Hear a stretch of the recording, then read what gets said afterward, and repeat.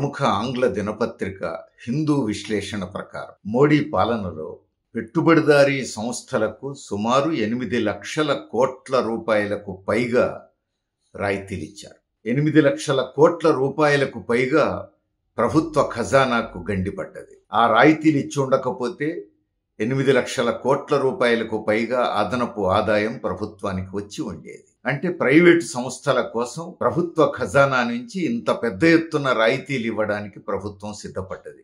ఇది మోడీ ప్రభుత్వం నిర్వాకం. హిందూ దినపత్రిక విశ్లేషణ సాధారణ వార్తల ప్రాతిపదిక మీద చేయలేదు. ప్రతి సంవత్సరం కేంద్ర ప్రభుత్వం పార్లమెంటులో పెడుతున్న బడ్జెట్ పత్రాల విశ్లేషణ ద్వారానే ఈ నిర్ధారణకు వచ్చింది ఆ పత్రిక.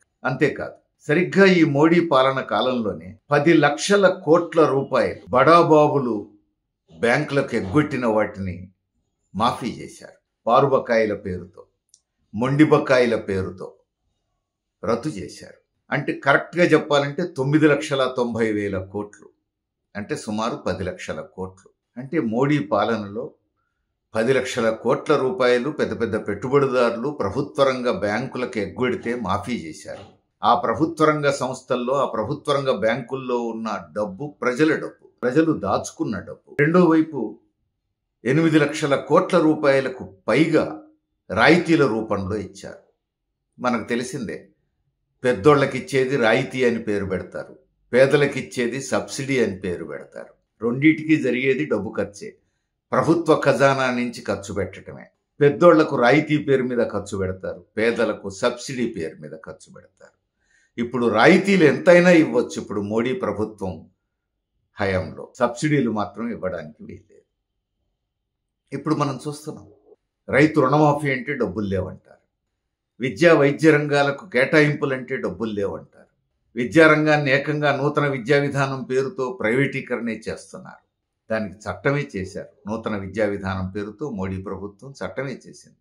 ప్రైవేట్ విద్యా సంస్థలకు, ప్రైవేట్ యూనివర్సిటీలకు ఇప్పుడు తలుపులు బార్లా తెచ్చుకొచ్చున్నారు. ప్రభుత్వం దగ్గర డబ్బు లేదంటారు, ప్రైవేట్ సంస్థలకు ఇస్తే వాళ్లే పెడతారంటారు. పేద ప్రజలకు సబ్సిడీలన్నా డబ్బులు లేవంటారు. ప్రభుత్వోద్యోగులకు పన్ను రాయితీ ఇమ్మంటే డబ్బు లేదా? మరి ప్రభుత్వోద్యోగులకు పన్ను రాయితీకి డబ్బు ఉండదు, పేదల సబ్సిడీలకు డబ్బు ఉండదు, రైతుల సబ్సిడీలకు డబ్బు ఉండదు, గ్యాస్ బండ సబ్సిడీకి డబ్బు ఉండదు, విద్యా వైద్య రంగాలకు డబ్బు ఉండదు. కానీ పెద్ద పెద్ద పెట్టుబడిదారులకు 8 లక్షల కోట్ల రూపాయలకు పైగా రాయితీలు ఇవ్వడానికి డబ్బు ఉంది. వాళ్ళు ఎగ్గొట్టిన 10 లక్షల కోట్ల రూపాయలు మాఫీ చేయడానికి మనసుంది.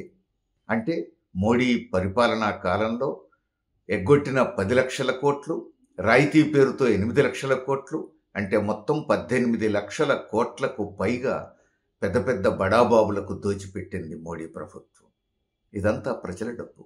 ప్రజలను ఆదుకోవాలంటే మాత్రం డబ్బు లేదంటారు.